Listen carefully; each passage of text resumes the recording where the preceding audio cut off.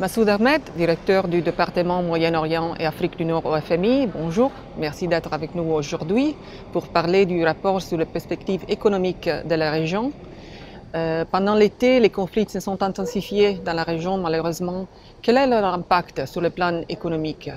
Aujourd'hui, il y a 11 millions de personnes déplacées dans la région, dont une grande partie, un grand nombre, sont des réfugiés dans des pays voisins.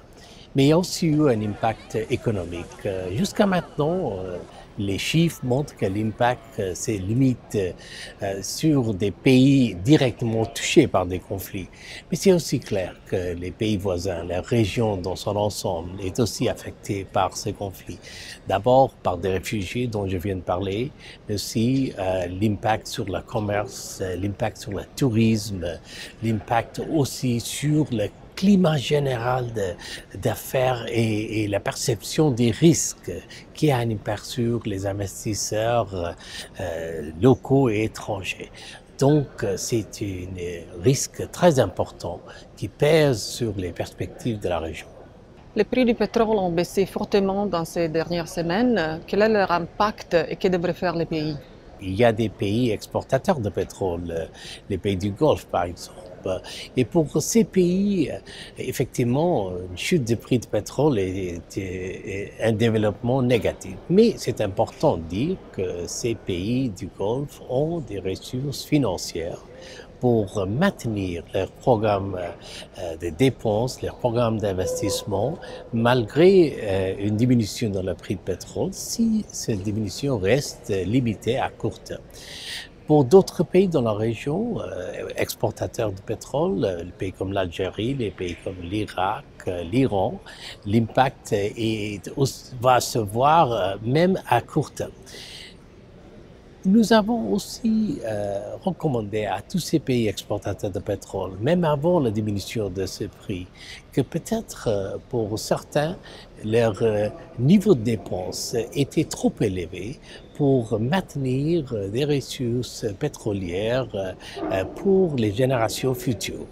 Donc, moi, je crois que surtout si ce prix de pétrole reste diminué à un niveau plutôt 85 ou 90 dollars par baril, ça va augmenter l'urgence de prendre des décisions pour modérer la dépense dans ces pays.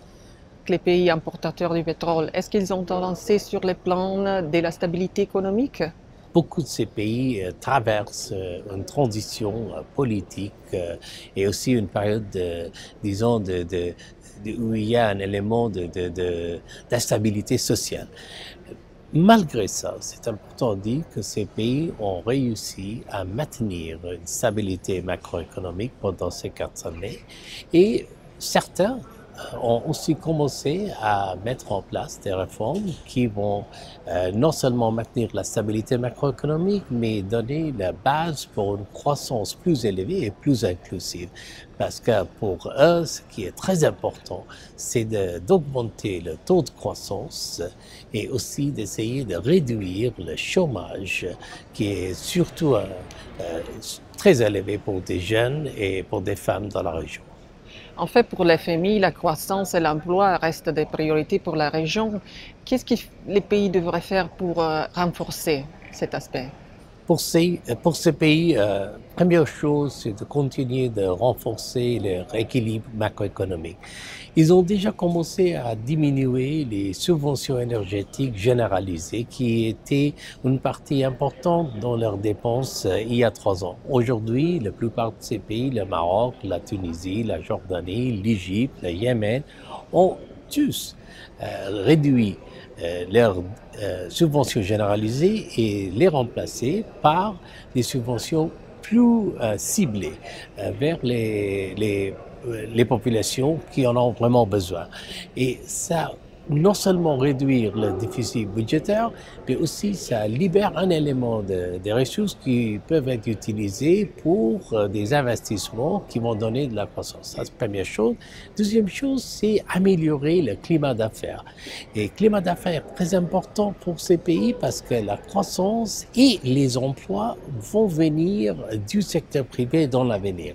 Et pour le secteur privé, le climat dans lequel ils travaillent, les entreprises créent des emplois, c'est toujours un objectif important pour ces pays. Troisième chose, c'est aussi d'essayer d'intégrer davantage les économies de la région dans l'économie internationale. Le commerce international va être une source importante de la croissance pour ces pays. Et quatrième chose, c'est investir dans l'infrastructure. L'infrastructure physique, bien sûr, mais aussi l'infrastructure humaine.